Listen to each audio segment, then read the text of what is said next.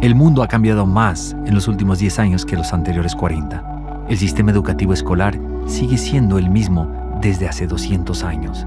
Es sorprendente, pero ese sistema fue creado para llevar gente a las fábricas. Pero hoy, en esta nueva economía, no está funcionando. En el mundo, son millones de jóvenes los que sufren por lo que sucede detrás de las rejas y los altos muros de los colegios y universidades. Y es por esto que decidí investigar junto a mi equipo de antropólogos, psicólogos y neurocientíficos al sistema educativo. Entre ellos, los que dicen ser los mejores y muchos de ellos son los peores. Para así determinar si el sistema educativo actual beneficia o más bien afecta el desarrollo humano de esta época. Vale, ¿y a ti te gusta el colegio? No. ¿No? ¿Por qué? Porque es que hay veces la comida es muy mala y los profes muy regañones. Y para mí casi que ninguno me aguanta. El único que me ama es el profe de educación física porque me gusta mucho el deporte y corro rápido, entonces soy el que mejor le cae bien. El sistema educativo se montó con la revolución industrial y seguimos exactamente igual. Es decir, se enseñaba a la gente para que trabajara en fábricas. Era el sistema educativo. Las fábricas y los coles se montaron al mismo tiempo. Y lo que se pretendía es que la gente no pensara o que pensara lo menos posible. Y sobre todo que no se equivocara. Porque el error estaba castigado en una fábrica. El sistema educativo es un gran entramado de poder que va preparando e indoctrinando para el día de mañana a los futuros ciudadanos y que va aclimatándoles a lo que después van a tener que soportar habiendo desensibilizado esos efectos. Por ejemplo, el soportar el hostigamiento, la burla, la exclusión, el mecanismo de chivo expiatorio. Y muchas veces los niños en el sistema educativo lo que aprenden es que el mundo es una selva donde funciona el sálvese quien pueda. Esto prepara a un futuro ciudadano indiferente respecto a las injusticias sociales y que tampoco va a reclamar para sí la solidaridad de los demás. Por tanto, prepara a un individuo mucho más maleable, más manipulable y más aislado y con la sensación de que nadie está ahí fuera para crear una red de solidaridad conmigo. Creo que todavía los sistemas educativos están en el modelo arcaico, antiguo de hace siglos atrás, cuando la competencia era memorizar, aprender a leer y escribir, o sea, las inteligencias más lingüísticas y racionales.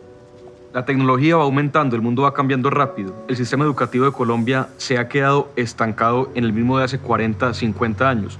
Los cambios han sido mínimos. Ha habido, por parte de algunos gobernantes, un gran énfasis hacia la inversión en construcción de infraestructura física, que es importante. Pero si se construye el coco, la infraestructura, pero no se cambia el sistema desde adentro, seguiremos igual. Las competencias en liderazgo, las competencias en economía naranja, las competencias en ciencia, tecnología e innovación han sido totalmente relegadas del sistema educativo. Yo pienso que la educación en el Uruguay y en el mundo está en crisis, como tantas otras cosas. No encaja demasiado, al parecer, con las exigencias del hombre contemporáneo. La realidad es que cada ser humano es diferente. Entonces, ¿por qué los gobiernos quieren utilizar un sistema para educar a todos de la misma manera? Insatisfecho con los resultados, nos seguimos por varios países para constatar si es que uno o todos los gobiernos están cometiendo el mismo crimen. La manera que te califican aquí es el ser, el soy, hacer, decidir y saber. Ya no es por lo menos el que te evalúan si sabes, sino el cómo eres. Y si estás mal tú. No estás mal lo que has aprendido, lo que haces, estás mal tú. Siempre tuvimos el tema de la integración sensorial con los compañeros, ¿no? Porque es muy sensible a los sonidos o a las texturas y hay cosas que lo irritan mucho y la profesora nunca entendió por dónde iba la cosa. Falta de preparación y conocimientos del sistema educativo me ponen barreras, y no solo a mí, a muchas personas con discapacidad, porque vuelvo y te repito, el desconocimiento hace que nos hace más difícil la vida educativa a las personas con discapacidad. Este es uno de los casos que nosotros tenemos de indisciplina dentro del colegio, pero este chico nos ha sorprendido mucho con la capacidad que tiene y eso nos demuestra a nosotros que si le abrimos los espacios a nuestros jóvenes, los espacios necesarios, ellos pueden demostrar sus grandes capacidades. Cuéntales un poco de las cosas que has hecho este año. Bueno, este año yo y un grupo de compañeros hicimos lo que es un robot controlado a través de Bluetooth por una aplicación que creamos y programamos también el robot para que pueda hacer las rutinas que hace. Pero realmente para mí el sistema educativo en Colombia fue digamos que ir y nadar contra la corriente toda la vida. ¿Dónde falla el sistema educativo en Colombia? Yo creo que en la estandarización, es que todos los seres humanos somos distintos y el sistema no solo falla ya en Colombia, sino que es que yo creo que todo el planeta viene evolucionando y lo único que no evoluciona es el sistema educativo. Hice en particular años de matemática y nunca logré entender un ejercicio. Y yo veía que no podía hacer los mismos avances que mis compañeros. Y bueno, y como que siempre era la típica excusa de no le gusta estudiar, es floja, no quiere. Y bueno, yo me la creí toda mi vida, digamos, del tema de que no, sin matemáticas no se podía. Como que el colegio me hizo creer de que yo sin saber matemáticas, sin entender los ejercicios, no iba a poder ser alguien en la vida. No es que sea tan indisciplinado, sino que me aburro rápido de las cosas, digamos. Sí. Me aburro.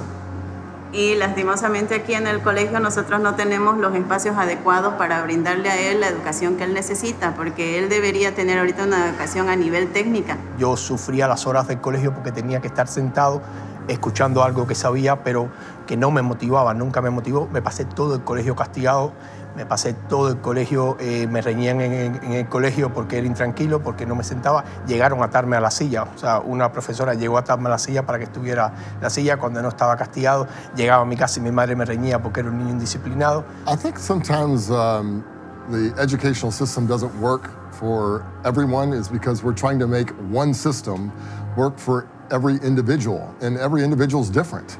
Yo no soy una persona creativa cuando lo dices como yo, es que todos somos creativos y el sistema educativo nos mata a todos la creatividad.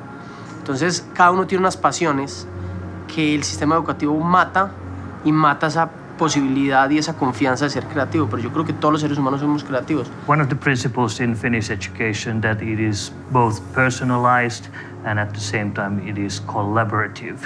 So you get some individual support to support that type of learning that the child needs, and at the same time you are promoting cooperation inside the classroom. That is actually something that I've noticed that in many countries you make children to compete against each other, and again that's very harmful when it comes to education. Mi experiencia en el colegio fue muy poco grata. Realmente las docentes, las personas que trabajaban allí su herramienta pedagógica era el terror, era el miedo, era una apología más que todo al pensamiento racional y no a la creatividad, a explotar tus capacidades y tus potencialidades. Cualquier niño que no te ponga la atención enseguida, lo que te está demostrando es que la metodología que tú estás usando no es la adecuada. Por tanto, una de las cosas que habría que trabajar es la especialización hacia una línea u otra. Los de pensamiento visual trabajan mucho con esquemas y son los que acaban viendo interacciones y acaban viendo las cosas de una determinada manera que se integra, mientras que los del hemisferio izquierdo lo que pretenden, lo que procuran es buscar la lógica interna de las cosas. The Finnish educational system is doing a big difference from my daughter because she gets special needs education before the school starts, and she gets help, and I mean they don't see her as a problem. She has some problems with her learning and her memory, but I mean she's still very happy and she enjoys going to school. She's not afraid of going to school as she was in the United States. El psicólogo Howard Gardner nos dice que hay diferentes inteligencias múltiples. El enseñarle a todos de la misma forma definitivamente hace daño.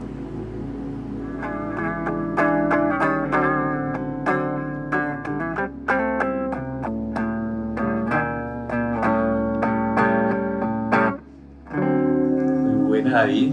Cuéntame, David, ¿y cómo te sientes tú como artista dentro del sistema educativo? Es un poco abrumador, realmente es un poco abrumador porque siempre me toca justificarme por mí mismo. No O sea, no, acá hay como ese interés en uno, esa ayuda, sino que uno simplemente tiene que salir adelante por sus propios medios. ¿El sistema educativo entiende y conversa con los artistas? No, el sistema educativo creo, pues a mi parecer, creo que solo se interesa en la parte de la inteligencia matemática. En un principio, cuando tú eres joven, eres pequeño, piensas que el problema lo tienes tú, porque todo el mundo te dice que eres diferente, que eres un fracasado, que no has aprobado la asignatura, que no vas con tus amigos, que no haces lo que tienes que hacer, y tú te sientes diferente. Con el paso del tiempo te das cuenta de que evidentemente has sido diferente y gracias a eso te has distanciado un poco del rebaño, por así decirlo. Vale, entonces eres una oveja negra, por así decirlo, te han tratado como una oveja negra en vez de haberte tratado como una vaca púrpura en España. Ese es el problema que hemos tenido. Yo creo que este problema es generalizado. Hay gente que se adapta mejor al sistema y al que no le viene tan mal, pero somos muchas las personas, ¿no?, que no estamos conformes, que necesitamos otro tipo de aprendizaje, que tenemos otras motivaciones y realmente nos sentimos excluidos. Hay facilidades que todos tenemos, que tienen que ver con genética, que tiene que ver con el desarrollo íntimo de cada cerebro, y hay gente que realmente es mejor haciendo aritmética y haciendo geometría y haciendo matemáticas que escribiendo poesía. Y eso es importantísimo, porque le da riqueza a la sociedad. Ahora, ¿es más importante un poeta que un matemático? Pues son diferentes, y un músico pues lo mismo. Como dijo un día Albert Einstein, si tú juzgas un pescado por su habilidad de trepar un árbol, él podrá creer toda su vida que es un estúpido. ¿Cuántos de nosotros fuimos afectados por no tener esa inteligencia matemática, como le llaman? Éramos los creativos, éramos los inquietos, pero el sistema no encajaba con nosotros y nosotros no encajábamos con el sistema.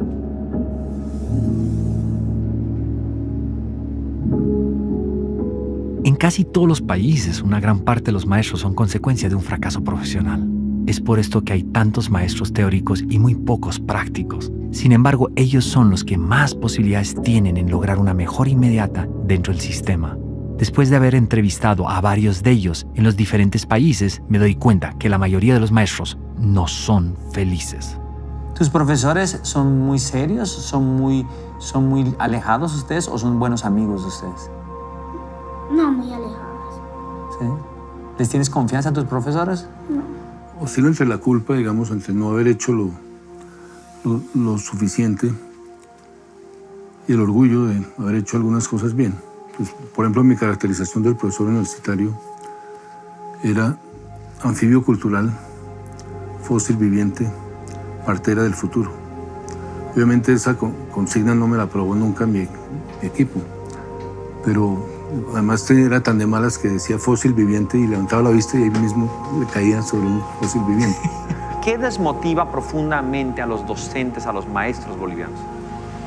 Yo creo primero la falta de reconocimiento de su rol en la sociedad, y eso repercute o se ve en un salario mínimo, en un salario que es insuficiente para poder trabajar. Por ejemplo, un director de un instituto tecnológico gana $500.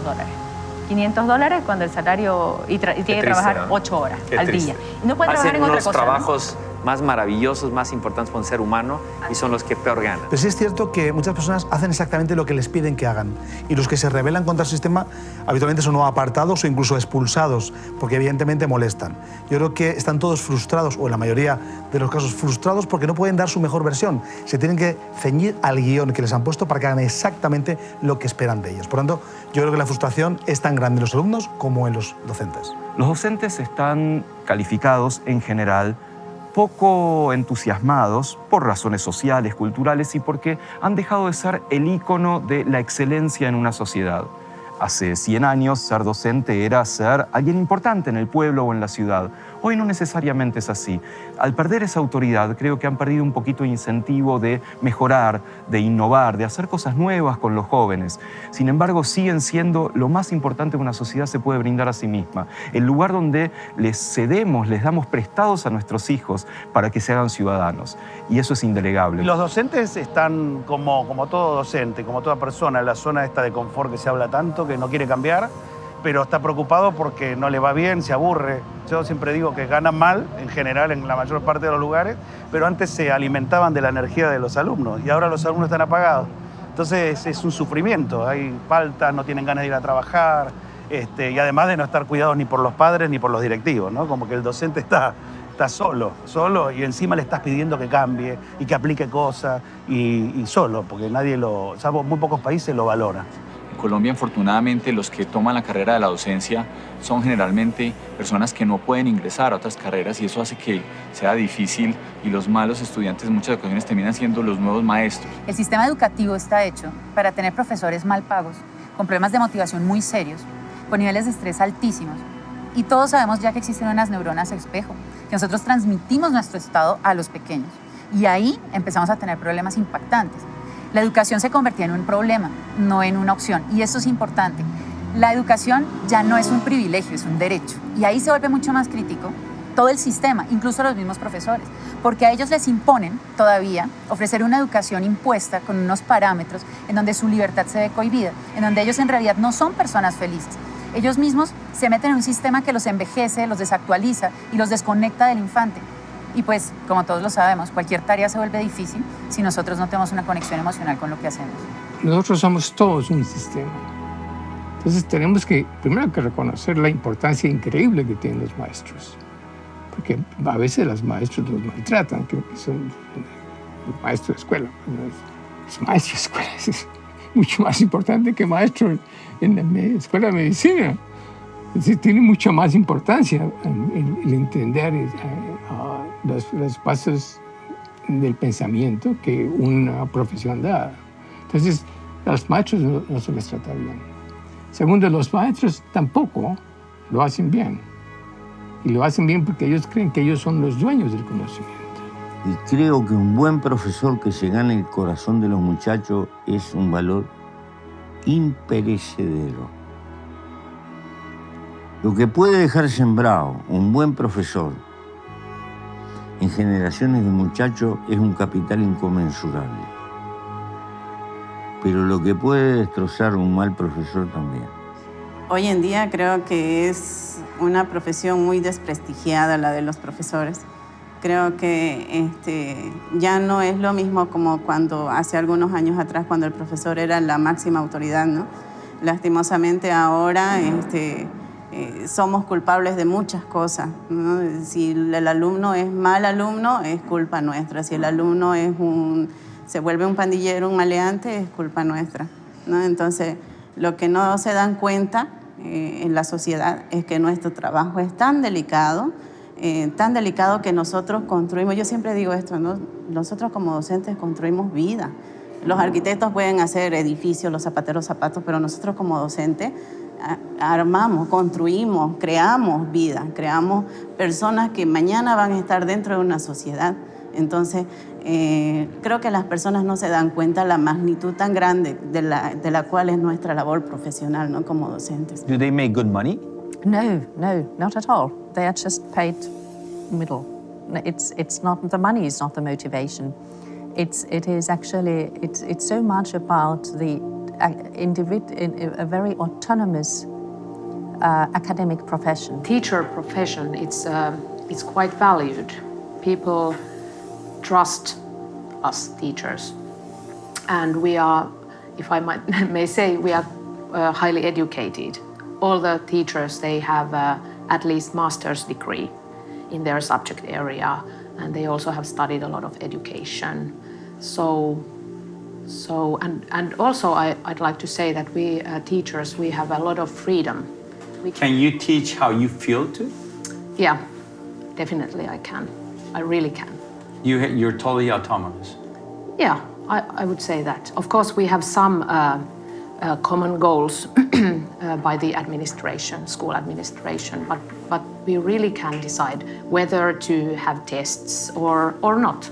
We can evaluate our students without tests if we want to. So it used to be a 2-year seminar, and at that time it was transferred to the universities. So it became a 5-year education at the university and focusing on education.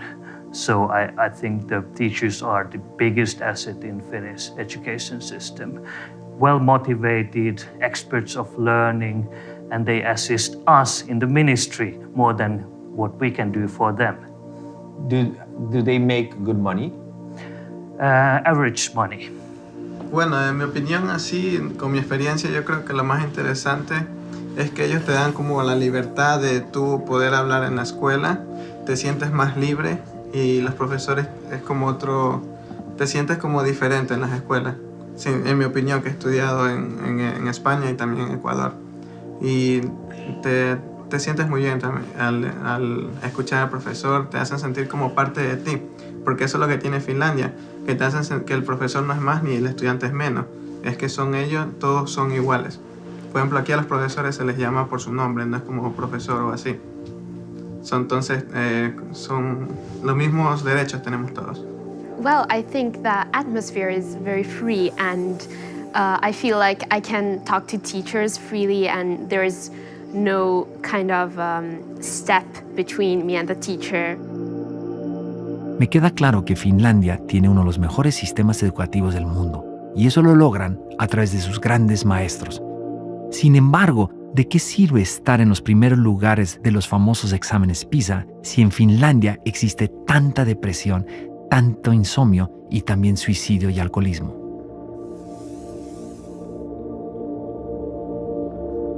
Los conflictos entre los padres y los maestros cada vez son más severos. Los padres exigen una educación diferente para sus hijos. Sin embargo, los maestros también tienen su razón y les dicen, esas cosas debes enseñarlas tú en tu casa. En medio de esta discusión, el estudiante se queda sin las competencias más necesarias para la vida. La participación de los padres dentro de la educación es deficiente porque, pues, por un lado, yo entiendo que a nosotros no nos forman para ser padres, yo soy mamá y es difícil porque tú no sabes cómo hacerlo, pero también porque hay como una cultura, una idea socialmente generalizada y es que la educación es un problema de la escuela y no vemos que la educación es un problema de toda la sociedad y de la familia fundamentalmente. Entonces los padres necesitan mayor orientación, pero también necesitan más compromiso y mayor responsabilidad con el trabajo de formación de los niños y los jóvenes. De hecho, muchos papás están contentos, muchos niños esperan que llegue el lunes porque la vida en la familia el fin de semana es peor que la escuela. O sea, sí, digamos, para muchos niños la escuela es un refugio. Lo que le ocurre a la sociedad va deprisa, la sociedad va sin conciencia y lo que ocurre es que las madres y los padres a veces pierden la ilusión y la conciencia educativa. Es en realidad una forma de contagiarse sobre aquello que nos rodea para dejar de hacer lo que quizás sea más ilusionante, que es educar a nuestros hijos. ¿Quién es el responsable de enseñar ese contexto que tanto habla usted? Para empezar, los padres y la familia tienen que explicarle las cosas a los niños. Segundo, los colegios. Tercero, las universidades. Cuando realmente quienes tienen realmente el poder deberían de tenerlo de enseñar, ¿no? Y la obligación son los padres y lo delegan en los profesores. Por lo cual, ¿qué ocurre? Los padres delegan a los profesores, los padres no hacen caso a los niños, los profesores no hacen caso a los niños, sino que simplemente lo que hacen es plena teoría, libros, y lee esto y haces ejercicios. ¿Qué ocurre? Que al final nadie sigue educado. Considero que muchas veces los padres no cumplimos con esta misión de estar más al tanto. ¿Qué es lo que tenemos que hacer? Lo que tenemos que hacer es generar las condiciones para establecer un diálogo constante con los hijos. Lo que no puede ser es que los padres vayan por un lado y el sistema por otro. Doctora Aldana, pero cuénteme usted, bajo su experiencia, ¿dónde está la falla? ¿Por qué el sistema educativo no está funcionando? Y el problema es muy serio, porque últimamente la neurociencia se enfocaba mucho al docente, como que era el docente que le faltaba herramientas para entender a esta generación distinta con la tecnología. Y ahora, si uno empieza a analizar lo que está pasando en todos los niveles educativos, es el alumno que está apagado, que está sin curiosidad, y sin curiosidad no hay aprendizaje, porque no hay emociones, no hay ganas, y no hay motivación, ¿no? Esa motivación intrínseca que se habla tanto. Y entonces, sin lugar a dudas, debe estar pasando algo grave en las casas, en la primera escuela. Ahí tenemos que empezar a enfocar ese lugar también. No solo estamos fallando los docentes, está fallando la casa, está fallando los padres. En los 90s, los padres de familia tenían 3 veces más tiempo que en estas épocas. Hoy los chicos se están criando y educando solos. Hoy estamos invirtiendo nuestro tiempo en cosas que no van a ayudar a que nuestros hijos sean mejores personas.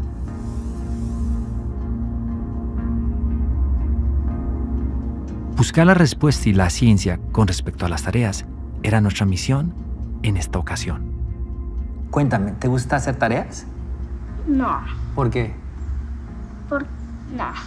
porque hay veces las llevan para el lunes y entonces todos peleamos con la profe, déjenos descansar el fin de semana y a la profe le entra por este y le sale por este. A ella no le gusta poner mucho tarea. El tema de los libros aquí en las escuelas de España es terrible. Es que a mí me avergüenza, me resulta inhumano, porque hay niños pequeños de 8 y 9 años que van con libros de 25 kilos cada día para el colegio, no los dejan en el colegio y vuelven a casa.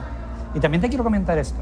Es increíble cómo un niño que está estudiando desde las 9 de la mañana hasta las 6 de la tarde, en España se estudia así, luego tiene que tener deberes para después de las 6 de la tarde. ¿Me quieres decir dónde está la época de niños para ellos? People think that Finns don't have homework at all, but of course there is some homework. It usually lasts half an hour, 15 minutes to complete the homework. I don't like homework because homework is sometimes very long. Sometimes it's pretty fun, you know, like write your own story.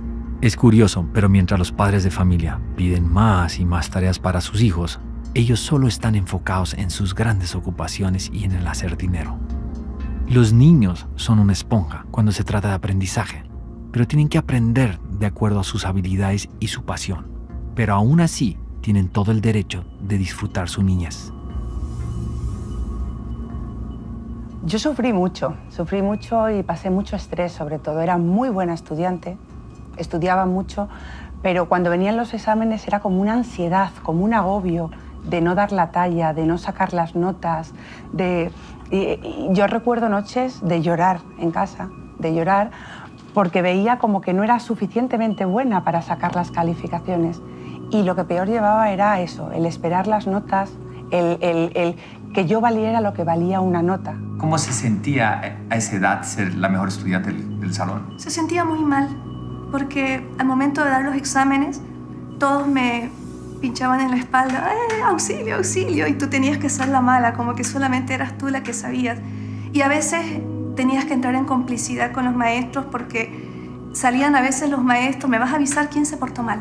Yo creo que el control que se le está haciendo es prácticamente el mismo, ¿no? Que son evaluaciones donde los miden por puntos, donde tienen que, al final de su periodo académico, tienen que demostrar qué es lo que han aprendido. Y si no demostraste en la forma en que los directivos quieren que lo hagan, pues va a perder. Entonces creo que independiente a la forma en que ellos le quieran dar, el fondo sigue siendo el mismo. Evalúo por lo que aprendiste de memoria, más no por lo que es capaz de hacer con lo que les dimos en clase. You could compare both educational systems. Can you tell me the difference between one and another? Yeah, I can actually, because we have been living in 3 different countries. Our kids have gone to school in Norway, in the United States, and in Finland.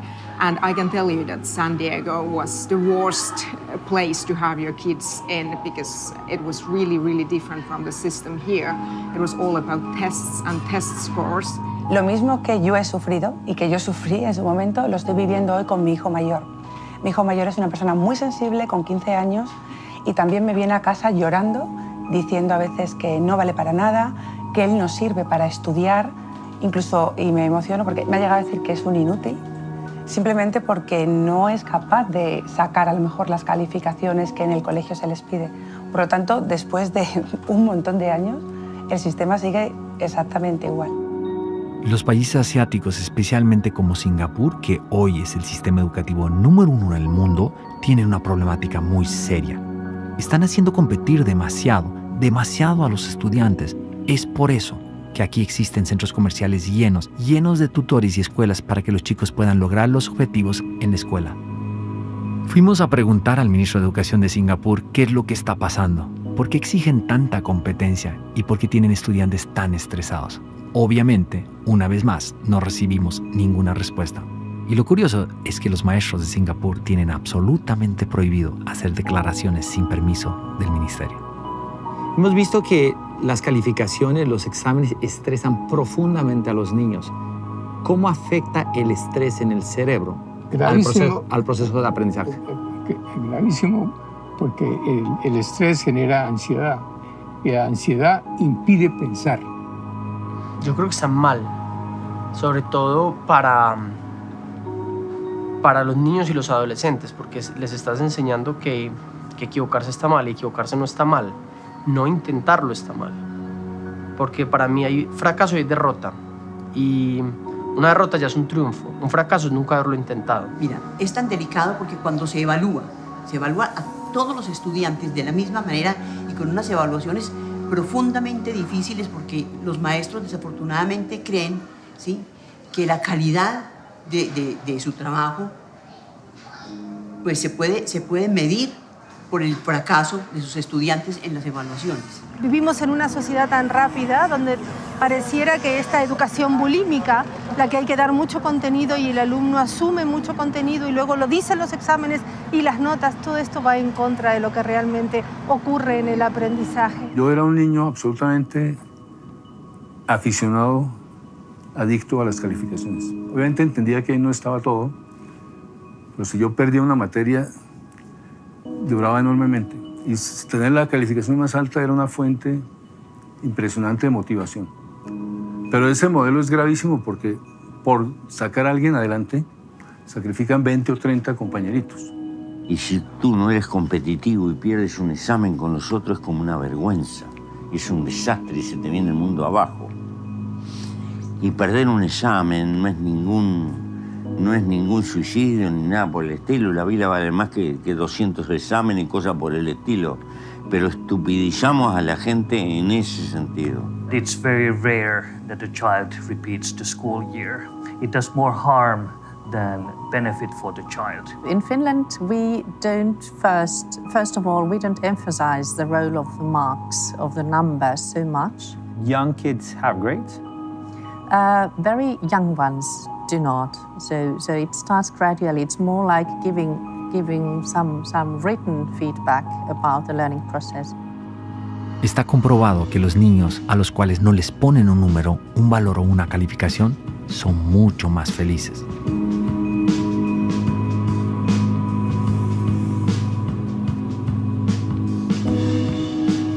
Hice un ejercicio y es curioso el resultado. Estuve más de 20 minutos parado en una esquina y nadie en Finlandia me volteó a ver. La pregunta es, ¿acaso no les enseñan a amar, a querer, a sonreír, a conectarse? Eso es lo que necesita el mundo, amor y cariño. Pero también el sistema educativo necesita dar amor y dar cariño. Obviamente las matemáticas son esenciales para la vida, algo básico, pero no creo que sea algo que lo que yo me tenga que enfocar sí o sí.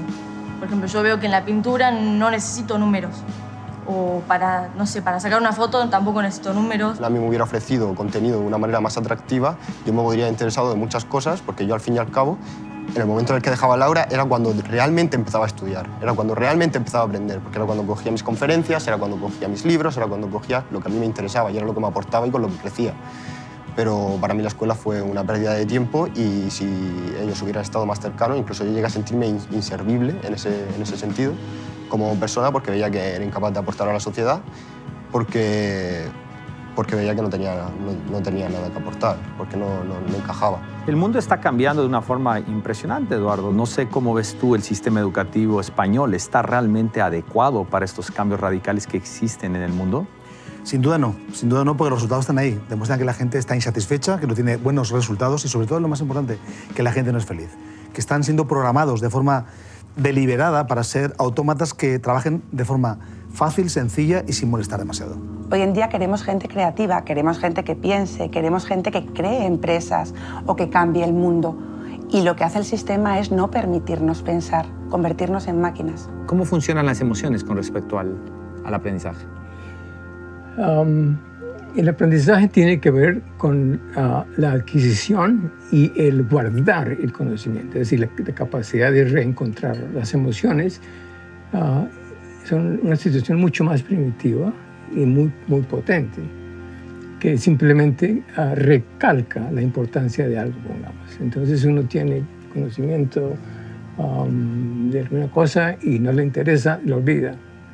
Tiene conocimiento de algo que le interesa, es decir, tiene la emoción del interés, que es una emoción. Entonces, si se juntan las dos, entonces no se olvida. Se pone en contexto. Entonces, la emoción contextualiza.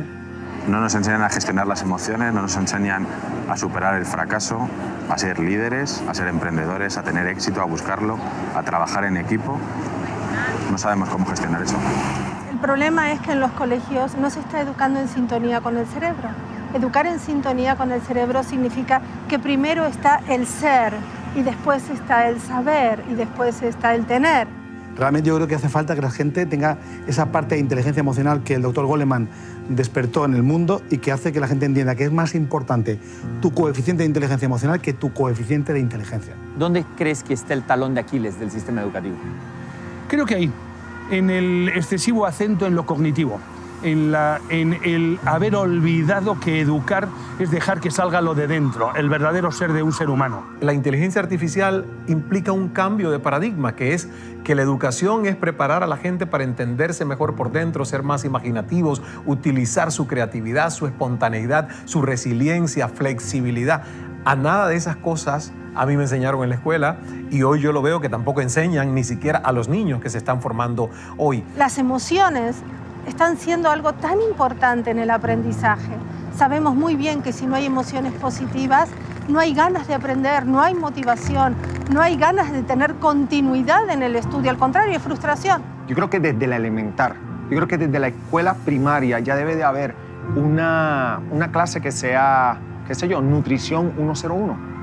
¿Qué te estás tomando o qué estás tomando cuando eres pequeño?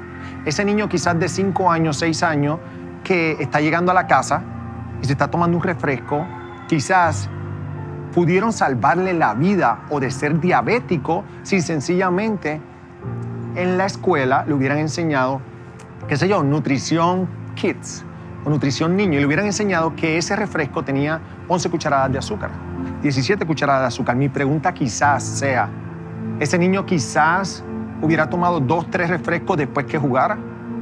O sea, los mismos niños se hubieran educado para que en un futuro no fueran enfermos. ¿Cómo vamos a trabajar en grupo si no tenemos las competencias blandas? Esta es la idea. ¿Cómo vamos a hacer sistemas globales de resolución de problemas humanos si no tenemos competencias blandas? Un día Aristóteles dijo, educar la mente sin educar el corazón no es educar en lo absoluto. Existen diferentes tipos de inteligencia. Cada persona tiene sus propias habilidades, pero hay algo que nos conecta más allá de las matemáticas, el ser de cada persona.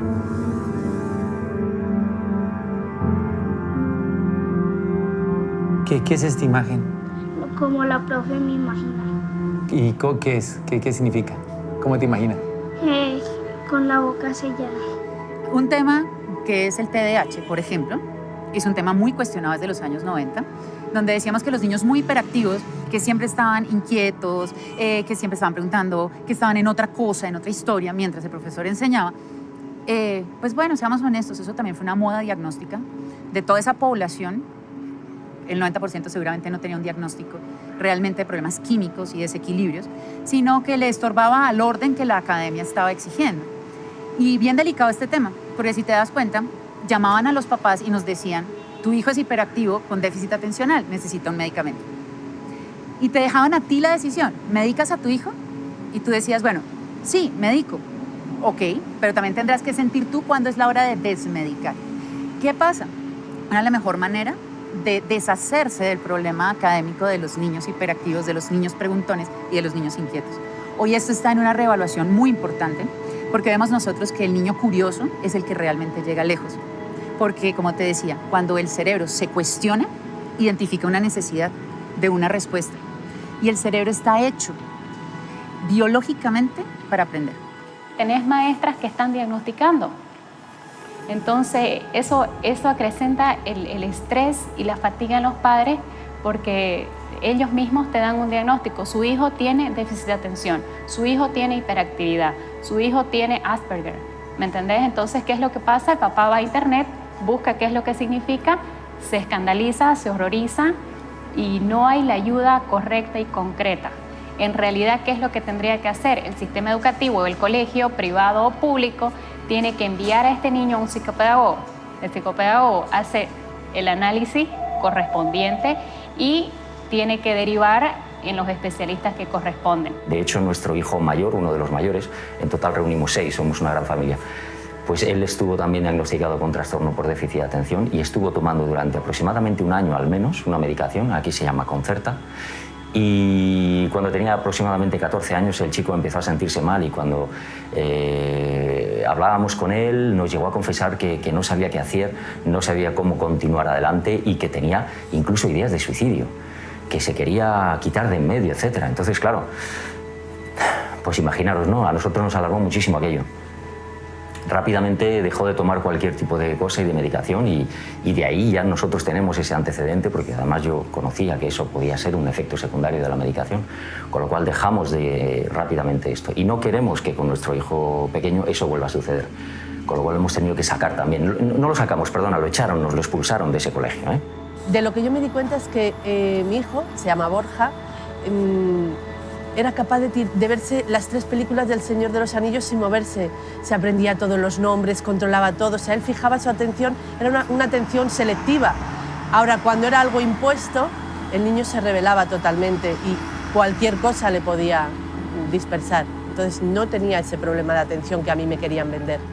Yo fui medicado para tener mejor aprendizaje. Es más, yo solicité la medicación durante una temporada en la que veía que no paraba de repetir y era incapaz de concentrarme en la biblioteca. Pasaba los días en la biblioteca, forzado porque era lo que tenía que hacer, pero detestaba ponerme delante del libro y estudiar. Y siempre estaba con mis ideas, buscando proyectos en mi cabeza, proyectos que a mí me interesaban o con temas que a mí me interesaban y acababa sustituyendo el libro por lo que a mí me interesaba, porque es que era incapaz de centrarme, es que era totalmente incapaz, porque me sentaba delante del libro y lo rechazaba. Aunque yo dedicaba el tiempo, y basaba el tiempo, y entonces yo llegué a un punto en el que dije, bueno, pues a lo mejor es que tengo déficit de atención o algo, voy a solicitar estas pastillas por lo menos para tener el título y poder avanzar en mi educación, porque estoy estancado. Y es que no me queda otra, es o termino esta educación y continúo con esto, o directamente me voy a acabar debajo de un puente. No tengo otra salida, voy a acabar con trabajo basura y esto va a ser mi vida y no puede ser. Y eso al final acabó llevándome a una depresión, eso junto a otras cosas acabó desbordando en una depresión que realmente fue lo que me hizo dejar la escuela. Sé que estuvieron cerca de recetarte Ritalina porque eras hiperkinético, ¿sí? ¿Qué piensas tú de eso? Yo creo que la mayor bendición de mi vida son mis padres. Mi mamá apenas le dijeron eso, se paró en la raya y en los colegios donde estuve nunca aceptó eso. Ellos lo que hacían conmigo era que me patrocinaban un montón de actividades extracurriculares como para que yo botara esa energía.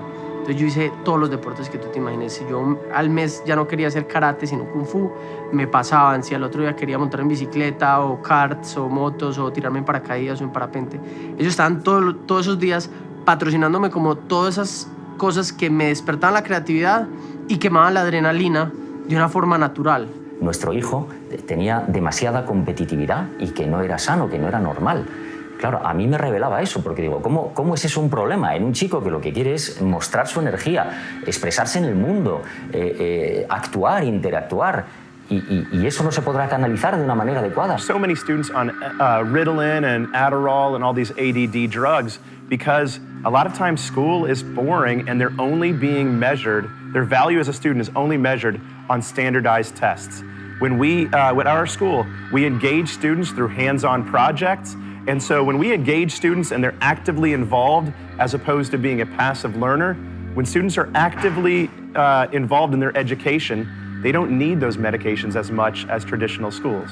Yo pienso que la Ritalina se da cuando el maestro no está utilizando una buena metodología para que ese estudiante aprenda. TDAH desaparece en la medida en que el niño que medita está lo que tiene que estar en el momento y en el instante, y a partir de ahí está plenamente atento. Mi percepción es que si fuéramos una sociedad sana, estos datos deberían ser la primera plana de cualquier periódico todos los días del año. Estamos diagnosticando y medicando a cientos de miles de niños por todo el país, simplemente porque el sistema educativo no es capaz de adaptarse a la diversidad en el aprendizaje, y eso es algo que como sociedad estoy seguro que nos vamos a recriminar dentro de 30, 40, 50 años. La cantidad de niños que toman medicación sin necesitarla, medicación psicofarmacológica, anfetaminas, que no necesitan y que va a tener graves consecuencias para su desarrollo en el futuro. Sabemos que como mucho el 4% de los niños puede tener TDA, aunque creemos que probablemente será el 2%. Y sin embargo, 1 de cada 10 niños, es decir, el 10% de los niños españoles va a tomar medicación para el TDA o TDAH a lo largo de su vida escolar. En realidad, en cada etapa evolutiva la atención varía. Un niño que tiene 9 años, por ejemplo, solo tendrá 11 minutos de atención continuada. Un poco aleatoriamente sería la edad del niño sumarle 2. Si tiene 18 años, pues atención continuada serán 20 minutos. En ese momento hay que bajar el nivel de estudio, distraerse, tomar un vaso de agua, caminar, moverse. Aprendemos con el cuerpo, no aprendemos solo con la cabeza. Hay cosas tan interesantes y sencillas y súper económicas como poner una pelota para hacer yoga en vez de una silla, o poner unos elásticos en las 2 patas de los pupitres para que el niño pueda apoyar los pies y hacer el movimiento que necesita. El niño que tiene problemas de aprendizaje necesita moverse para aprender. Y las escuelas les exigen que se sienten y se queden quietos. No es ningún trastorno, eso yo creo que hay que dejarlo bastante claro. Trastorno por déficit de atención con hiperactividad, aunque figure en los manuales del DSM-4, no es más que una descripción de los síntomas, no es ningún trastorno. Entonces yo creo que ahí hay una especie de, es mi opinión personal desde luego, una especie de confabulación entre el sistema educativo y las grandes farmacéuticas para tapar con una droga síntomas y que el niño quede más o menos tranquilo sentado en una silla. ¿Tu profesor es tu enemiga? Sí, porque me imagino con la boca cerrada.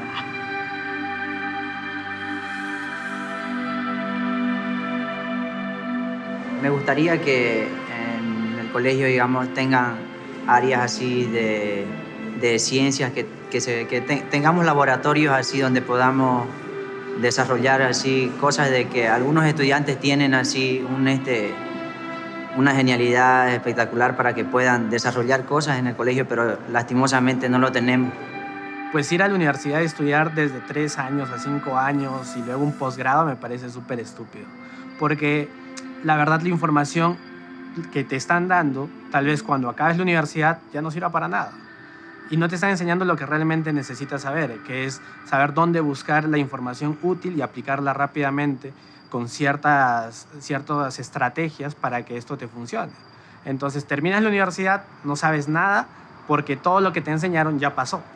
Yo creo que se sienten obligados a tener buenos resultados porque al final se les mide por la nota o por la calificación que consigan, pero no motivados para seguir aprendiendo. Creo que realmente el sistema no les permite que tengan ilusión por formarse, simplemente hacerlo porque es lo que esperan de ellos. Es como una especie de deuda que tienen con su familia o con el resto de personas para que sean aceptados o sean reconocidos de alguna forma. Kids really don't care how much you know.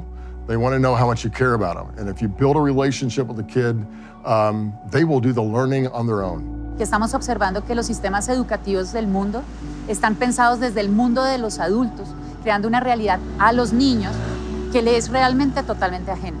Un niño, como premisa, debe tener una motivación propia para aprender, no una motivación impuesta. Todo lo que aprenda impuesto sin una necesidad detectada va a caer en los bancos de memoria, pero la garantía de recuperación y utilización son mínimos. Debemos centrarnos en enseñarle a los niños a hacer. Y ahí va a aparecer el pensar. Pero no podemos, desde un mundo del pensar, crear un mundo del hacer. Los niños teóricos no existen, existen solamente los niños empíricos. Tenemos que volver al parque, ver a papá trabajando, tenemos que cocinar en familia, tenemos que crear espacios educativos creados para y por los niños. En vez de lindas decoraciones, gigantes estructuras que deben costar miles de millones, deberíamos estar más bien preocupados porque el espacio tenga un sentido para el infante, para que el niño sea aprendiz en su propia tierra, en su propio espacio. Y definitivamente debemos trascender en el espacio académico. Las aulas de clase hoy no son suficientes. Los niños tienen que acercarse a la realidad. El aula de clase, diría yo, se convierte en un laboratorio de los adultos para los niños, pero no de los niños para ser personas. Toda mi vida memorizando conceptos para olvidarlos al día siguiente. ¿Qué he hecho con todos estos días? ¿Y por qué sacrifico mi presente constantemente para memorizar conceptos que se me olvidan al día siguiente y para seguir sin un proceso una y otra vez en un futuro? Yo todo aquello que aprendo y no lo puedo aplicar a la realidad, no lo estoy aprendiendo, no lo estoy enviando a la memoria a largo plazo. Es decir, pedirle a los alumnos que hagan un examen o que memoricen y que luego no sepan cómo aplicarlo a su vida. Yo creo que hay que terminar la clase, el día, preguntando cómo van a aplicar esto que aprendieron hoy y que lo hagan en grupo. En primer lugar, lo más importante es la motivación.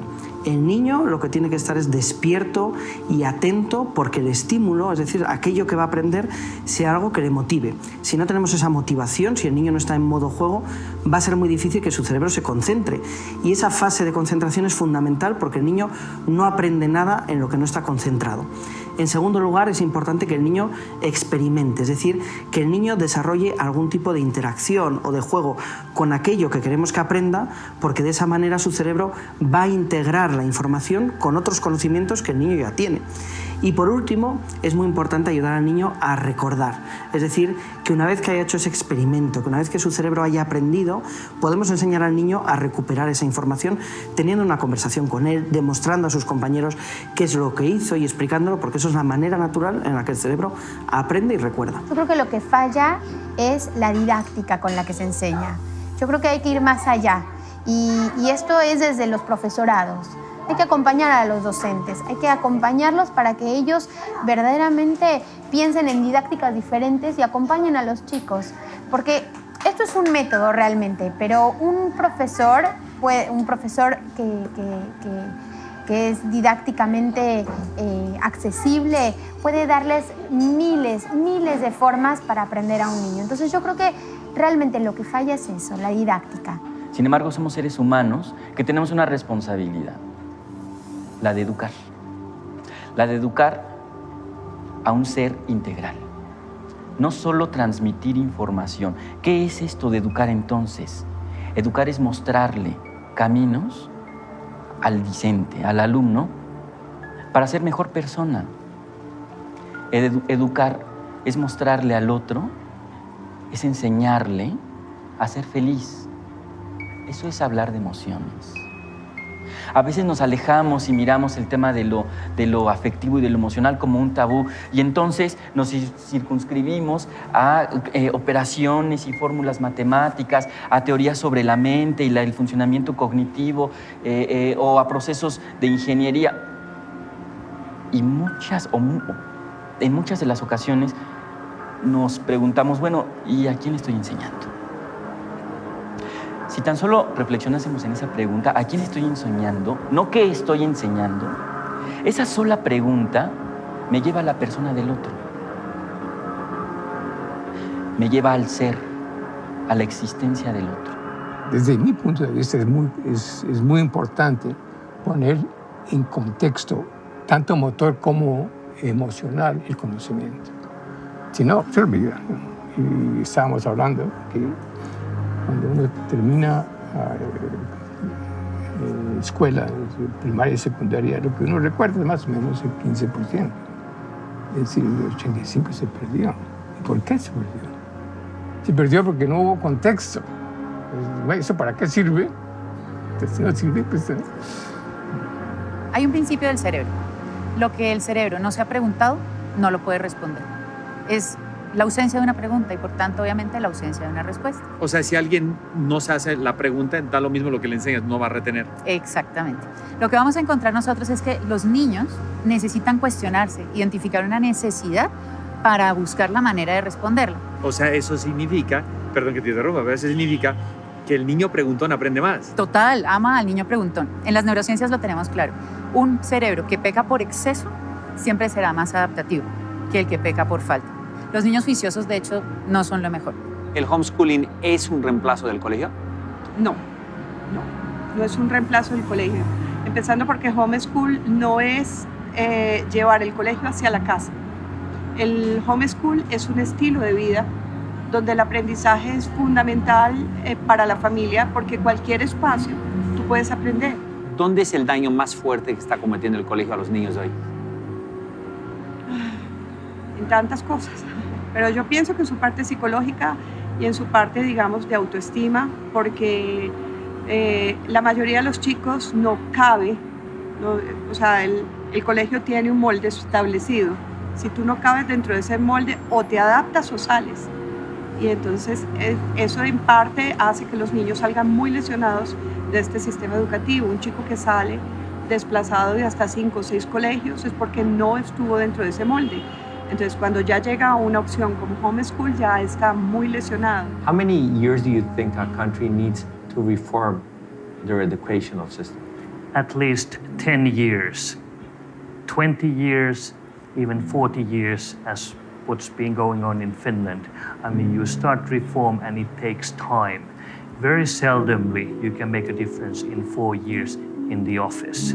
Uno educa cuando enseña a juzgar. Y el juicio tiene que ser cuidadosamente formado. En algún momento se diseñó en 8.000 páginas toda la primaria con instrucciones para el maestro. Tal clase usted hará esto, usted verificará tales resultados. O sea, se le quitó como la potestad al maestro de planear activamente su trabajo. Se le entregaron guías. En las pruebas internacionales de educación, Argentina no le va bien, al igual que el resto de los países de la región. Estamos todos juntos ahí en los últimos de la fila y es una especie de mal ejemplo de hermandad latinoamericana, no es lo que queremos que suceda. Pero Argentina tiene otro componente que es más grave que no le vaya bien, que es la dispersión de los datos, lo que llamaríamos la inequidad, lo que llamaríamos la falta de homogeneidad en el sistema educativo. Y eso es lo que me parece que tenemos que enfocar. Las políticas públicas de educación, por supuesto, tienen que apuntar a mejorar el nivel educativo, pero sobre todo tienen que apuntar a acortar la brecha entre los que están bien y los que están mal. Por tanto, nuestro sistema argentino, con grandes virtudes y enormes falencias, me parece que tiene que apuntar a formar mejor a los profesores, ser más federales, llegar hasta los pueblos, llegar hasta los lugares donde la educación se quedó en el siglo, con suerte, XIX y en algunos casos XVIII, y tenemos que llegar al siglo XXI. Requerimos una acción coordinada de políticas sociales encabezadas por la educación relevante al emprendimiento y al mismo tiempo unos países seguros con gran confianza de inversión. Porque si usted tiene gran confianza de inversión, le da oportunidades a los jóvenes, pero si usted no tiene una educación universal relevante al emprendimiento, entonces esa confianza de inversión se desvanece, porque no puede avanzar en escalas de competitividad por falta de juventud educada. En Colombia no hay un sistema educativo, hay un mercado educativo y pues dentro de eso hay intentos de construir pedacitos de sistema.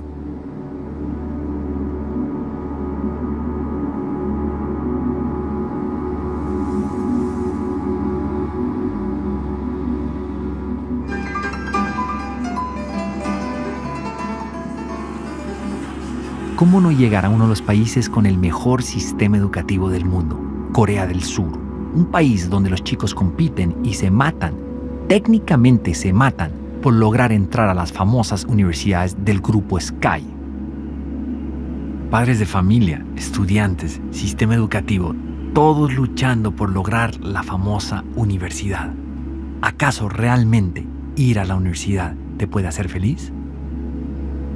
Un país donde el 50% de los estudiantes tienen pensamientos suicidas podrán ser una potencia. Un país que se transformó en 30 años solamente gracias a que la gente está estudiada y trabaja muy duro. Pero la gente no se ve feliz, la gente no se siente feliz. ¿Acaso la vida es estudiar, estudiar y estudiar? ¿De qué sirve graduarse de la mejor universidad de Seúl si después no sabes relacionarte con tus amigos, con tu familia, con tu sociedad y no sabes utilizar tu inteligencia emocional y social? Es por eso que fuimos a visitar las universidades más importantes de Corea del Sur y después de caminar dentro de estas inmensas infraestructuras para encontrar el famoso departamento donde ellos atienden la salud mental de sus estudiantes, llegamos a una de las universidades más importantes de este país para preguntar ¿qué hace que los estudiantes coreanos tengan tantos pensamientos suicidas? Durante un par de horas estuvimos esperando para encontrar las respuestas y una vez más no pasó nada. Las explicaciones, las excusas, las justificaciones para no responder nuestras preguntas parecieran que fueran muy comunes dentro del sistema educativo. Nadie quiere dar la cara a este problema social tan importante.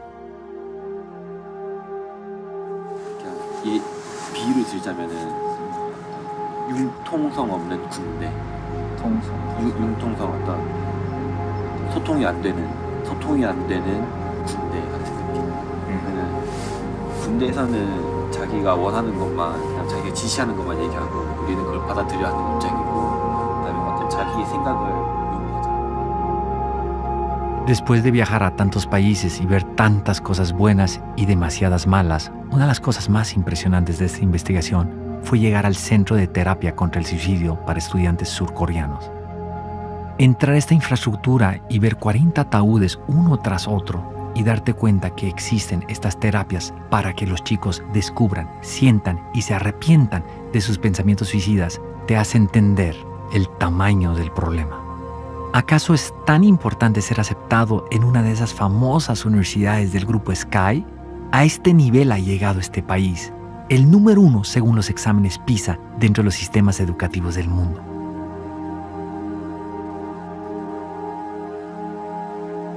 Esta terapia te lleva al borde del sentimiento de lo que es suicidarse. Sentir esto no es muy grato. Sergio era un chico de 16 años de edad que se declaró abiertamente gay, se declaró como bisexual y tenía a su pareja en el colegio. Fue discriminado, acosado por sus docentes, directores y psicóloga en el colegio por un beso que se dio con su pareja. Finalmente Sergio es perseguido, acusado por acoso sexual por parte de los padres de su pareja, quienes fueron obligados por parte del colegio a colocar esta denuncia penal para que su hijo continuara en el colegio y terminara sus estudios. Sergio fue considerado uno de los mejores estudiantes del colegio. Después de presentar su IFEX, ganó la beca por ser Pilopaga, que está aquí en el Ministerio de Educación. Esto lastimosamente ocurre después de su fallecimiento.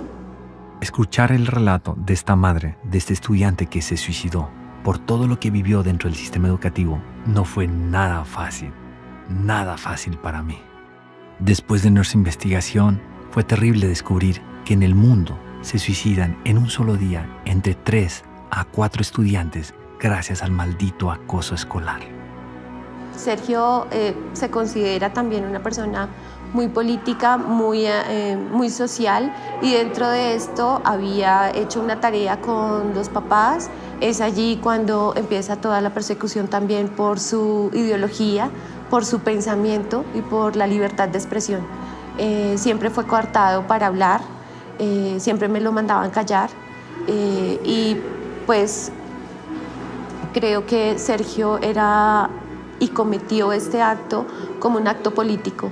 Así fue considerado por sus compañeros estudiantes, por sus compañeros de la ULE, y creo que socialmente ha sido considerado porque creo que lamentablemente tienen que suceder cosas como estas y la decisión que él toma ha sido trascendental porque las personas creo que han sido un poquito más conscientes en los colegios, los docentes y los directivos de no tomar represalias ni discriminar a nuestros niños y niñas en los colegios.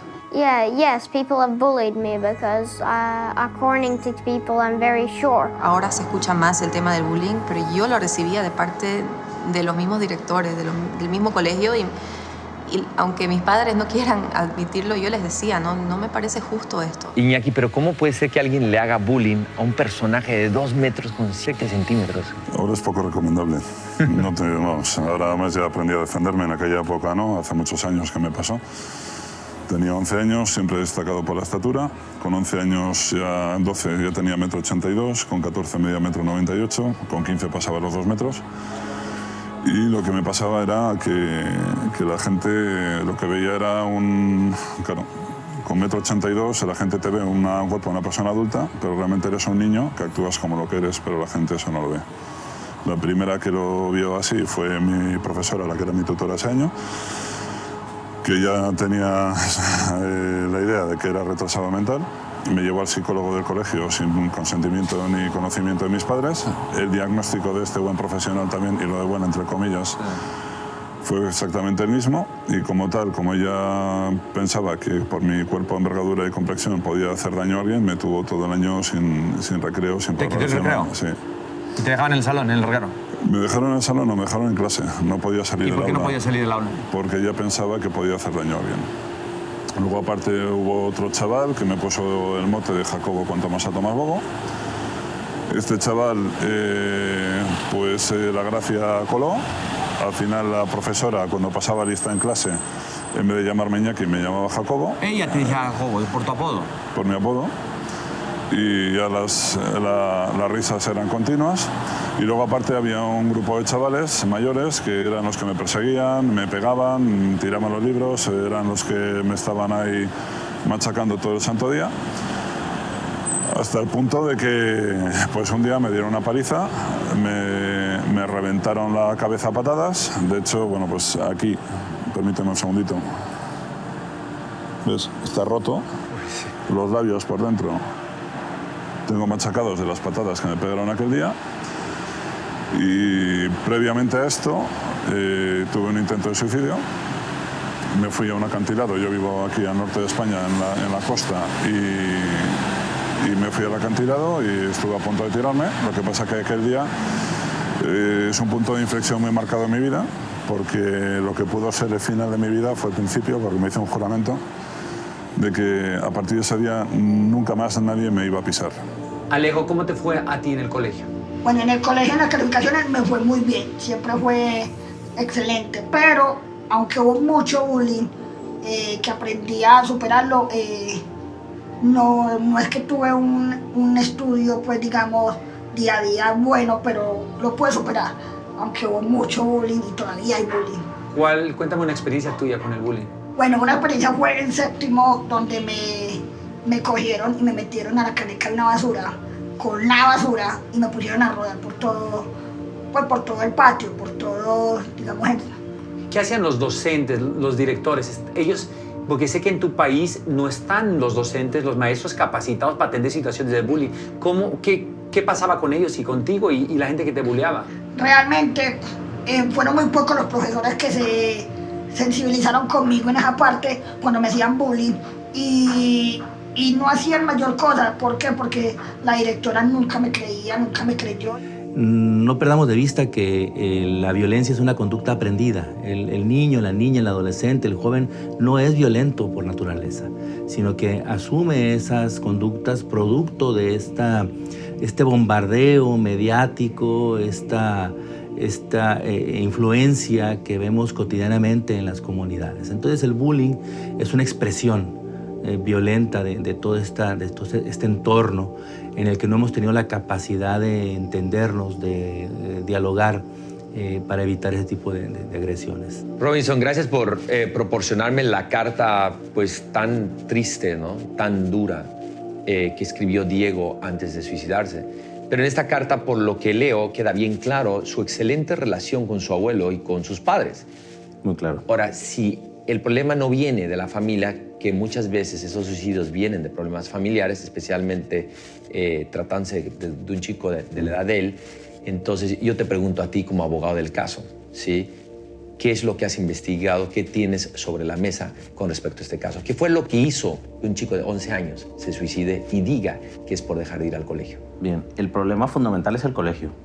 El problema fundamental es el colegio, es decir, hubo muchísima presión, muchísimo moving por parte de los profesores hacia el niño. ¿Qué es moving? Pues fundamentalmente es cuando se ejerce una presión indebida sobre una persona, bien sea en el ámbito laboral o bien en el ámbito social o personal. Y se ejerce una presión que te fuerza a ti a hacer cosas que tú no quieres o con las que tú no te sientes cómodo. En este caso concreto ha quedado perfectamente claro, y además por otros casos previos que han ocurrido también en ese colegio, que este no es el único caso, que la reacción de los profesores, la forma de los profesores de tratar a los menores y demás, tuvo muchísimo que ver con con toda esta historia. Y luego está el segundo elemento, que es el tema del bullying de los compañeros. Entonces la mezcla de ambos fue lo que llevó a Diego al final a suicidarse, porque claro, él veía que no encontraba apoyo ni en sus profesores, ni absolutamente en nadie. El bullying es como lo mismo que pasaba antes con la violencia de género con las mujeres. Que antes no se hablaba de eso, todo el mundo sabía que existía, todo el mundo sabía que era un fenómeno que estaba en la sociedad, pero las mujeres que lo padecían nunca hablaban de ello, nunca decían nada. El bullying es exactamente igual, el bullying por su propia naturaleza se esconde a los ojos de la gente. ¿Y el mobbing se esconde también? También, claramente. O sea, los niños tienen miedo de hablar de los problemas que tienen con los maestros en la claramente. escuela. De hecho, el bullying cuando llega a situaciones graves, lo llega precisamente por la inacción o por el moving de los propios profesores. ¿Los maestros en tu país están capacitados para atender situaciones de bullying? No. Profesionalmente no. Nunca los han capacitado. O sea, nunca nos han dado cursos sobre bullying, digamos. Nosotros por nuestro lado investigamos, tratamos de hacer lo necesario, ¿no? Pero que nos hayan dado una charla, un curso exclusivo sobre cómo pasar o cómo sobresalir del bullying, no. En España, 1 de cada 4 niños sufren conductas de hostigamiento, sobre todo psicológico y menos físico, sobre una base muy frecuente. 1 de cada 4 son cientos de miles de niños que van todos los días a la escuela descontando en su cabeza que algo malo les va a pasar, que sufren problemas de ansiedad, somatizaciones, y algunos de ellos sufren problemas de estrés postraumático que están siendo confundidos con problemas de hiperactividad, porque dicen que estamos atacando a la docencia, al sistema, etc. Los padres en casa también están machacando, no físicamente, no olvidemos que el maltrato físico es un problema, el maltrato psicológico. ¿Qué pasa con todos esos niños que desde pequeño están escuchando el mensaje de tú no vales para nada, nunca serás nada, no como tu hermana, no como tu hermano? El garbanzo negro, el chivo expiatorio de la casa, se convierte después en más frecuentemente víctima porque es más vulnerable. Son formas de acoso. ¿Qué tienen que ver con el acoso escolar? Que esos niños ya vapuleados en esos entornos después son más vulnerables a que compañeros de estudios ataquen a estos niños porque sencillamente tienen su resiliencia destruida, tienen su autoestima destruida, no son capaces de hacer frente. De alguna manera son unas víctimas más fáciles, más económicas. El mobbing escolar es la dinámica de acoso que sufren los niños desde que empiezan en la maternal hasta que se egresan de la universidad, y que tiene que ver con situaciones de hostigamiento recurrentes a manos de profesores, a manos de compañeros, a manos de todos aquellos que se convierten en depredadores para estas víctimas. ¿El Ministerio de Educación de España tiene capacitado a los colegios y a los docentes para atender estos casos? No, no existe una capacitación ni en el sistema de enseñanza de los profesores o maestros, no hay asignaturas que expliquen cómo luchar eficazmente contra el acoso escolar, tampoco hay protocolos eficaces porque se está haciendo una intervención reactiva. Cuando hay casos de acoso escolar se empieza entonces a hacer algo, y la única forma de erradicar el acoso escolar es prevenir, es medir, es preguntarle a los niños frecuentemente qué están sufriendo, qué conductas reportan como muy frecuentemente, y claro, eso significa darse la mala noticia de que en todas las aulas en España tenemos casos de acoso escolar. ¿Y en los colegios privados hay alguna diferencia? No, los colegios privados tienen una diferencia, y es que como viven mucho más de su imagen pública, suelen tapar mucho más los casos, y al taparlos y al pasar el tiempo producen víctimas mucho más graves, con secuelas psicológicas mucho más intensas, y casos que terminan judicializándose porque a las familias no les queda otro remedio que pasar a la acción judicial. Hicimos todo lo posible por contactarlos para que nos den una entrevista y no fue posible. Yo creo que escapar. Primero a nivel mental, creo que una persona se encierra en sí mismo. Aparte, no ayuda a los profesores, siempre te apartan en la parte trasera de las clases, los alumnos te dejan apartado en los espacios, en el recreo, en el tiempo libre, y tú al final te acabas apartando de la sociedad, de la familia, de los amigos, y o eres muy fuerte o te apoyas en alguien cercano que te entienda, o realmente puede acabar la cosa en algo bastante grave. Lo que me gustaría cambiar desde mis alcances como académico en el sistema educativo es la sensibilización. Porque parece ser que incluso pertenece a una especie de nuestros arquetipos, ¿no? Sistema es igual a algo frío, estructurado, rígido, inamovible e inflexible, y por lo tanto impersonal, ¿no? O apersonal. Yo cambiaría esas formas de concebir las cosas. Finalmente no puedo cambiar el sistema, no. Pero como psicólogo, ¿qué me interesa? La forma como nos representamos al sistema. Estoy loco por llegar a mi casa, abrazar a mi hijo y pedirle perdón, porque me doy cuenta que yo lo he hecho infeliz, que yo he ayudado su infelicidad, porque yo he apoyado el sistema educativo en vez de apoyar a mi hijo. Yo tenía que estar con mi hijo incondicionalmente y ayudarlo a él, ayudarlo a lo mejor a sobrellevar el sistema educativo y no enfrentarme a él y hacer lo que he hecho, que realmente ha sido eso, darle la espalda a él, ponerme a favor del sistema educativo y matar su creatividad, matar sus ganas de crecer, matar esas ganas de ser él mismo. Yo he apagado esa llama de él mismo imponiéndole algo que no debía hacer. Tuve etapas en mi vida en que perdí mi conexión con la vida. Hubo etapas en 3 oportunidades en mi vida en que le perdí el sentido a vivir. Y estando todo bien, porque ¿qué es bien? Que tienes un techo, tienes tu hogar. Llegué a pensar que no valía la pena continuar.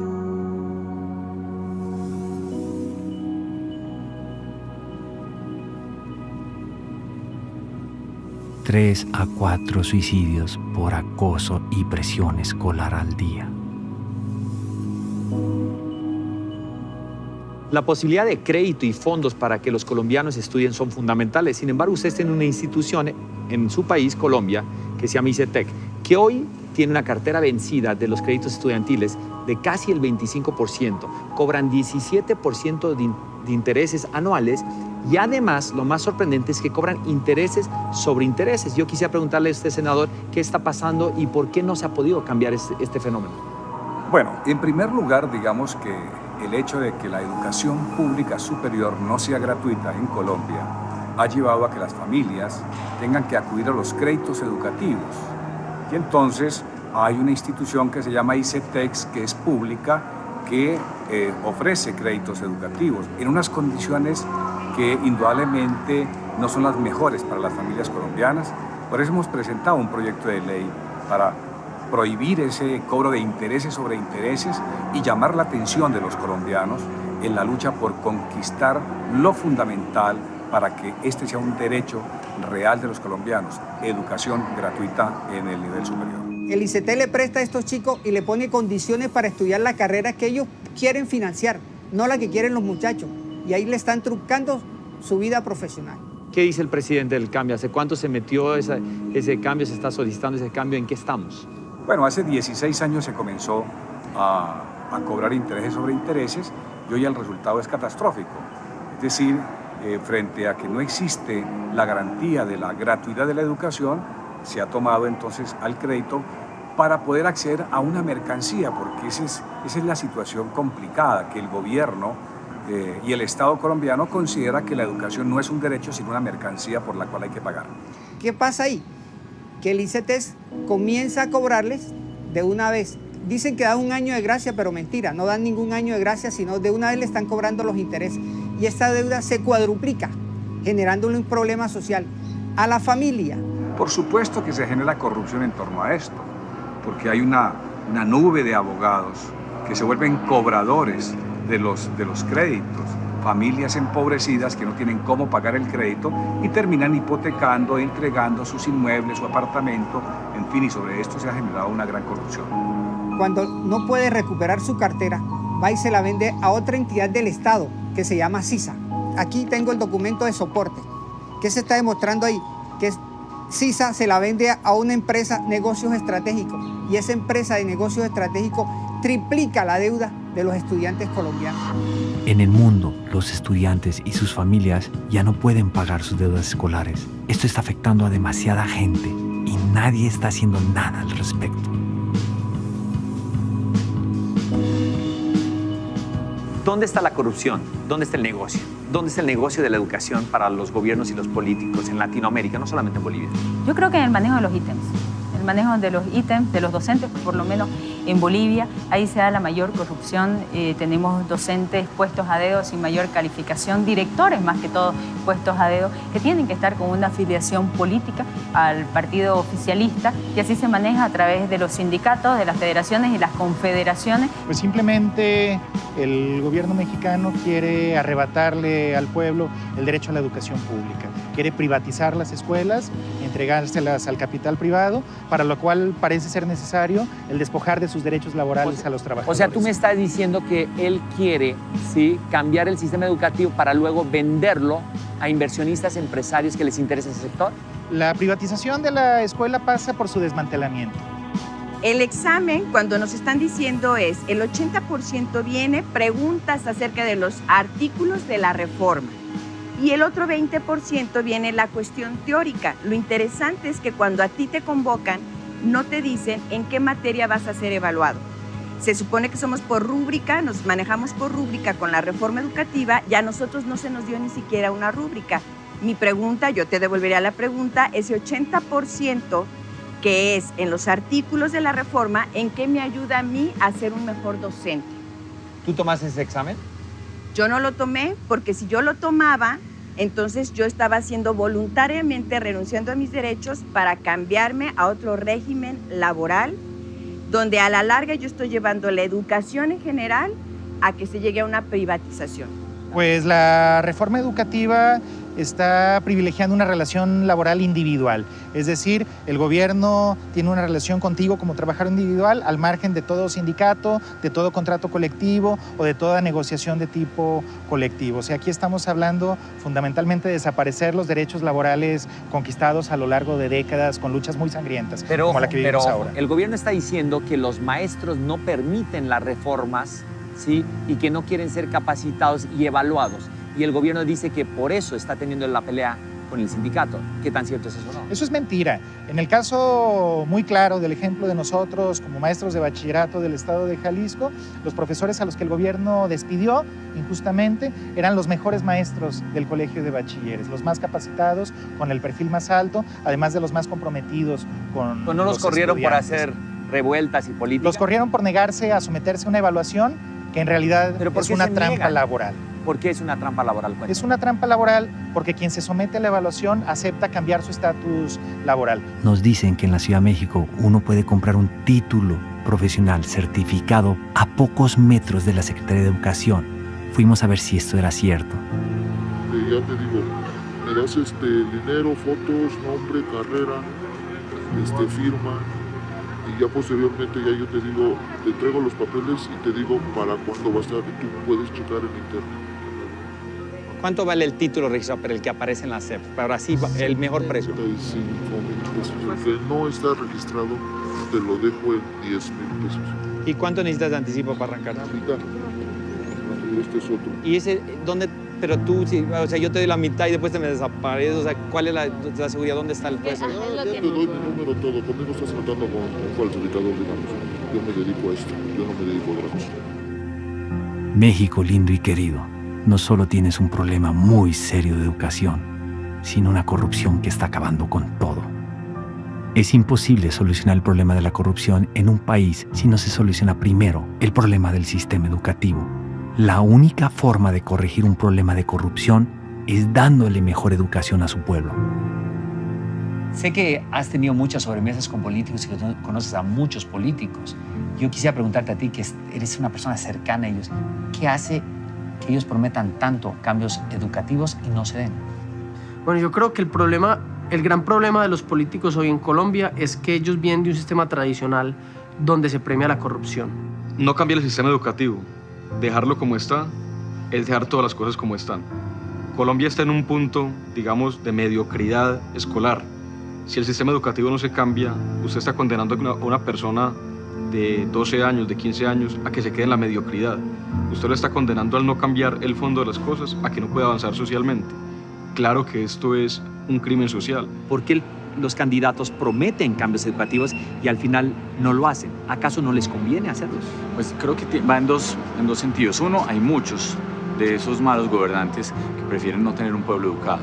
Un pueblo educado en unas transformaciones sociales de una revolución, tal vez la más grande.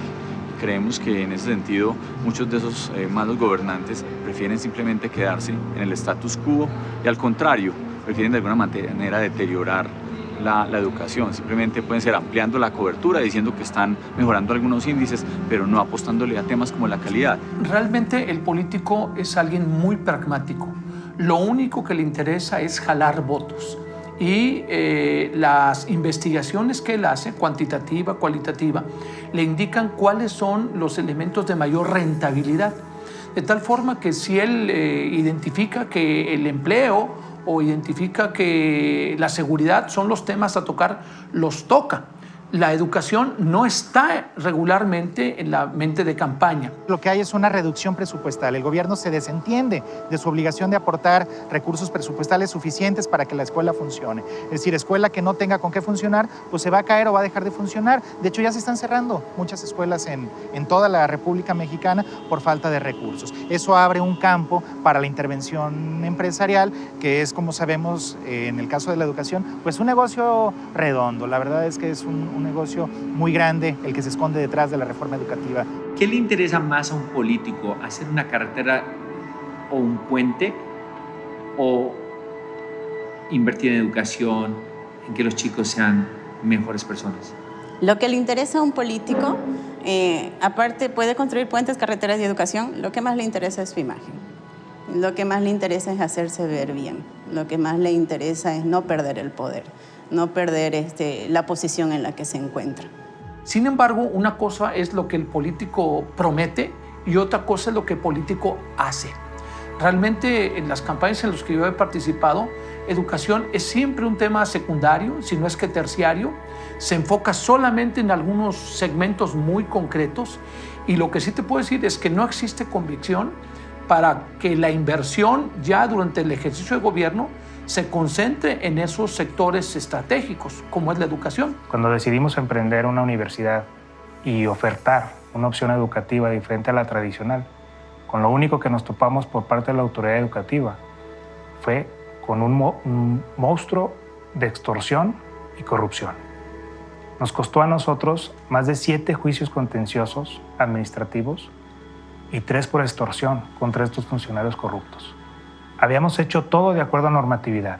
Acreditamos planes y programas, acreditamos matrícula docente, acreditamos infraestructura con una inversión millonaria y equipamiento. Y no bastó. Querían una millonada en efectivo. Nos pidieron un porcentaje accionario de la universidad y por si fuera poco, querían ser dueños de la propiedad. Un país que le apuesta a la educación reduce la corrupción. Un país que no educa a su pueblo incrementa la corrupción. Solucionar los problemas de hambre, pobreza y falta de desarrollo humano no es un tema de balas, es un tema de lápices y pizarrones. La educación traslada cosas de un lado a otro y permite la interiorización de criterios de juicio. Entonces, cuando la educación falla, los criterios para juzgar qué es bueno, qué es malo, patinan. Vamos, mi impresión es que en los últimos 20, 25 años, la educación ha producido justificaciones. O sea, el colombiano sabe decirse cuentos para justificar la corrupción, para justificar la violencia.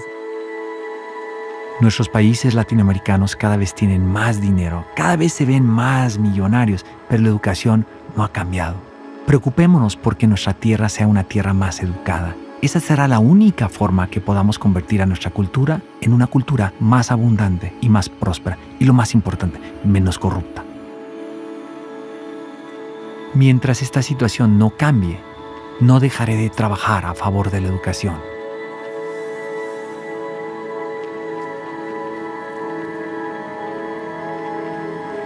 Fuimos muy, pero muy lejos a buscar las respuestas y soluciones para el gran problema que tenemos en el sistema educativo a nivel mundial.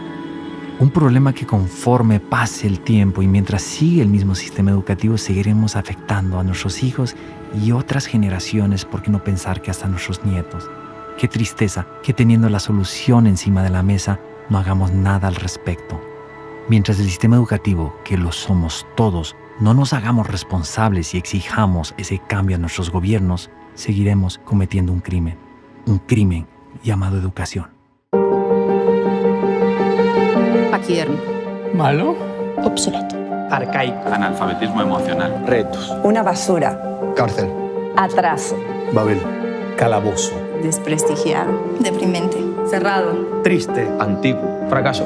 Cognitivo. Lamentable. Autocomplaciente. Una ilusión. Caos. Es un crimen total.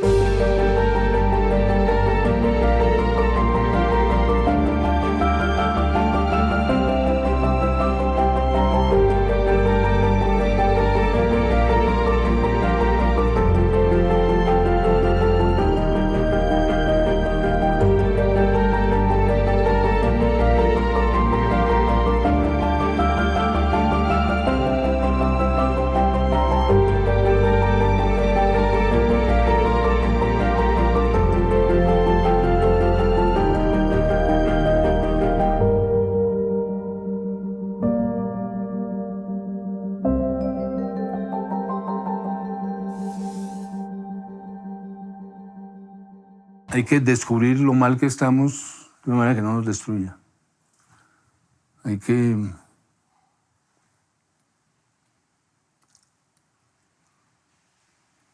de algún modo escoger nuestros héroes. Hay un poema de Borges muy lindo, dice: ¿dónde están los héroes? Ya no los hay. Pero dice: tranquilos, ya pasará el tiempo y aparecerán los héroes.